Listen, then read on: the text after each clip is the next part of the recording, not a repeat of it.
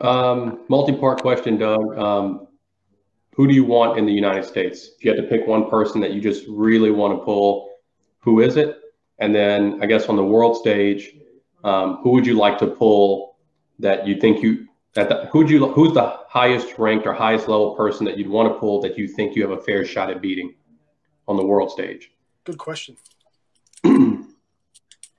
I want here in the States. I mean, I've been talking shit with Sam back and forth for like months now, man. Like, I like the guy, but I really want to get a hold of him. Like, I kind of feel like he's gone to I think his head's a little big. He plays that fake modesty stuff. Like, he tries to act humble, that fake humble stuff.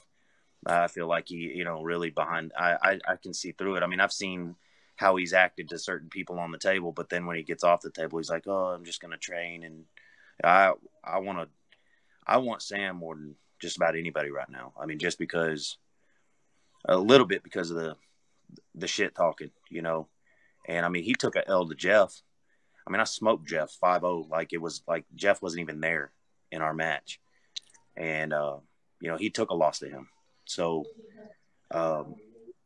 yeah, but Doug, that could have been like a wink and a nod from WAL saying, hey, Sam, at least make it look good. Don't beat Geoff so bad that we can't have him back on next season. That was no wink and a nod, make it look good, because he gave up halfway through the match and he let his arm go and Geoff slammed him, right? So if it was to make it look good, he would have at least tried to act like he was grinding it down to the pad.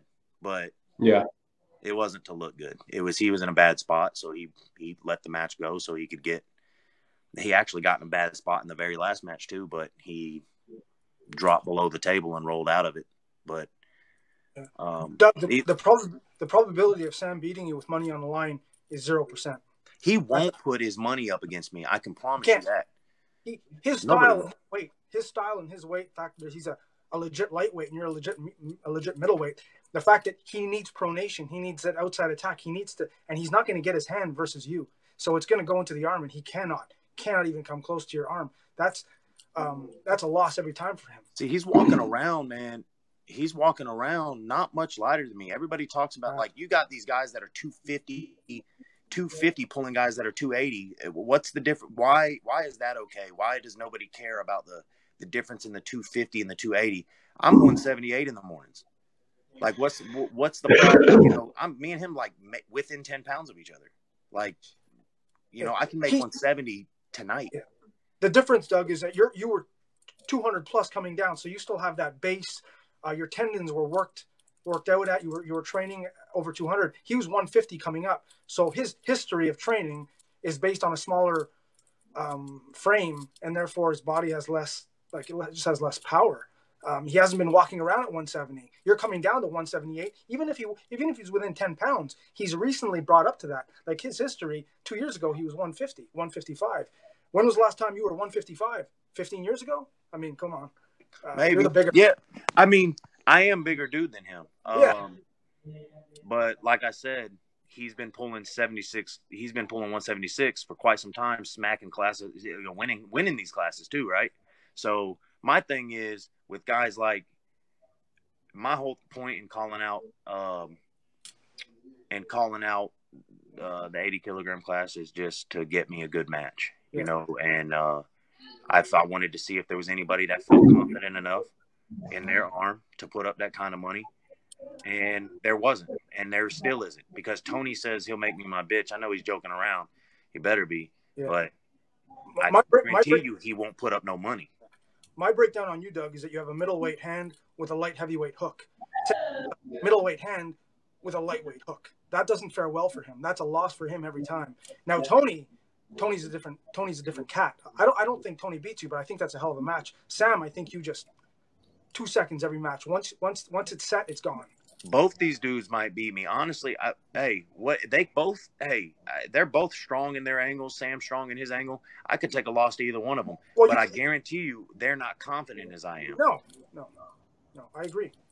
If they were, they would take that match. Exactly. So I'd go do it next week. But on the world stage, it's hard to say, Herman. I would love another crack at that Bodon dude. And I've already beat him once, but he tried. He's, me and him kind of got into he got third place at Zloty this year. And me and him had a little spat about, me and him doing a vendetta. And he's actually the only one that piques my interest enough to really want to beat him. Well, whatever. I'm sure there's plenty of people you'd love to pull. So let me ask you this. I know who he is. Most people don't.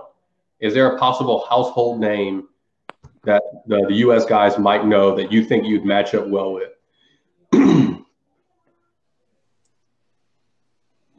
I mean, household name? I think most of the household names will I got one. Probably beat me. Let's go, Gabi. All right. You and Zoloev starting in a hook, slow rolling. Can you no? You're not that close? Well, fuck it. I don't think I'm not. Look, I would pull him, but I mean, no, I can't beat Zoloev, man. I mean, that's the reality of the matter. That dude is a giant slayer, man. He's beat way stronger guys than me in a hook. I'm not. Okay. That's not even. I feel like a better match for him would be like Rustam. You know what I mean? Like in a hook. Does Zoloev another level 5? Yeah. Does Zoloev beat RVJ right-handed? Beat who? RVJ, Rob Vijay. Zoloev? Yeah.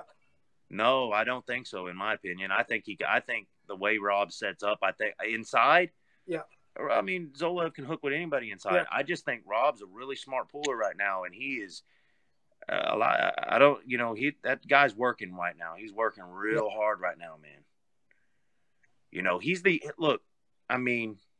He's beat Todd more times than anyone has in the last right-handed than anyone has in the last 4 years, 5 years, decade. I mean, he beat him 4 times last year? Not right-handed. Yes, he did. He beat him 3-4 times in 2017. Was it 2017? Did he right-handed? Oh, I didn't. Okay. Yeah, he beat him twice up there at the Northern qualifier. Rob won that tournament. Okay. Todd was in. Yeah, I think he won once at the final that year. So he's beat him 3 times then. I thought he beat him 4. Yeah. Rustam beat Todd 6 times in one day, but just FYI. Yeah, I know. Rustam's different, though. Rustam's a different animal. We were talking about Zoloev. Yeah. So on that note, did you guys see the practice table pulling between Zoloev and Craig Tullier at Arnold's a few years ago? Yeah, I did. Zoloev let Craig false start, get on his fingertips, wrist bent backwards, and then Zoloev hooked his wrist back and brought him back in. See, and that leads back to my old point where a lot of American pullers are looking to evade and cheat, where the Russians are looking to absolute build horsepower, right? There's a different culture there, generally speaking. And Craig's a great puller. Craig's an elite puller, but he takes concessions. He pops the elbow. He needs concessions, right? I hate generalizing them all in saying that the Europeans look for that, because man, everybody I pulled there went outside. Every single one of them went outside. Like, you got your Krauses and Rustams and Zoloevs that of course go inside. I mean, they've got extreme cupping power like on another level, but everybody I pulled there, the 8 guys I pulled, every single one of them went outside. Well, I think globalization and the spread of American goods and cheap Chinese goods are lowering testosterone everywhere. Get on some leading TRT to more capital. Yeah, TRT. Follow-up question based on what we just discussed. What about you and Craig, Doug? I've never felt that's the match that I was calling for, because I think you walk around at 180. I know you probably mentioned it earlier. I know Craig's usually maybe 185, pushing it to 190. So, I mean, that's all within range as far as I'm concerned. So that'd be the match I'd want to see. It's local. It's a Southern match. Should be easy to set up. I mean, you guys are within 3-4 hours of each other. Yeah. Never happened. What do you think? Why won't it happen? Craig won't take that match. Not with his. There'd have to be big sponsor money coming in. I don't believe Craig takes that match. But Doug's lighter than him, so I don't care. There was a time when I was going to Zloty, you remember when Craig pulled Kenny Smith? Yeah. Yeah.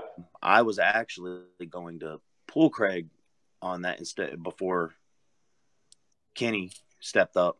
But I backed out because it was too close to Zloty, and I was trying to train for Zloty, and I needed to make sure I was there ready. And I was cutting so much weight at the time too. I mean, there was no way. The way I felt like crap. I mean, I would pull Craig. I mean, how it would go, I don't know. I mean, I feel like I can compete. I feel like I compete with him, but I mean, it's Craig. You can't knock Craig for anything he's done. Craig competes with everybody in every single event he goes to. Everybody. I mean, he has never been just mowed down by anyone. Oh, he's an elite puller for sure. Yeah, I mean, I think the rules have bought him some wins that he wouldn't have had in the last 2-3 years for sure. Well, we've seen we've seen a lot of that, the elbow fouls and stuff. He does pop up a lot. He fouled out against, I think it was Nicholas Nonestad in a UAL4 one time. I think that's who it was. I know it was a long arm guy. I cannot remember. I think it was Nicholas, but wasn't Frode? No, it was Nicholas. It was Nicholas, and it was Playman. Okay. So, I mean, he tries to get 0 to 60 really fast, so he does pop up a lot when he does that. If he keeps it down, he's tough to stop, man. He's got a crazy hit, but like Dan just pulled this past weekend, he had like, I think I counted like 8 or 9 elbow fouls against that guy he pulled over there in Australia. I mean, and that's his training partner. They both try to go really fast off the go. If they miss most of the times refs miss those elbows, those little tiny elbow pops when you're hitting somebody to the side that fast. Dan would have beat that dude even if he wasn't doing that though. He was just straight. He was stronger than that guy. But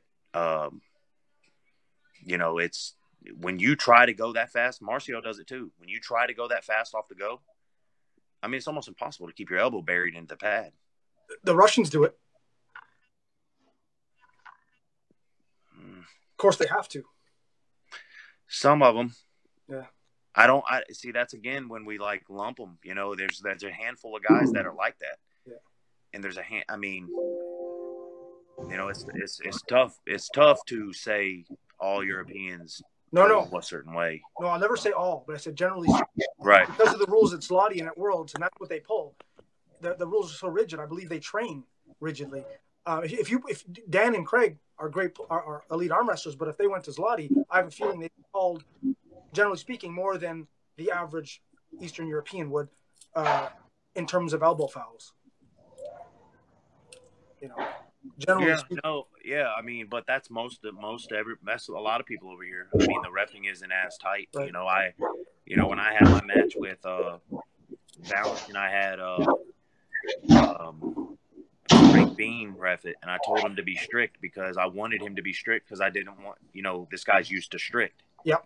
I didn't want him to think that they were because I knew he was going to be very cautious of his elbows, and I didn't want him to think that they were throwing me a bone because he's over here. You know what I mean? Like I wanted him to feel like the reffing was fair. And hell, I even lost a match left-handed on fouls.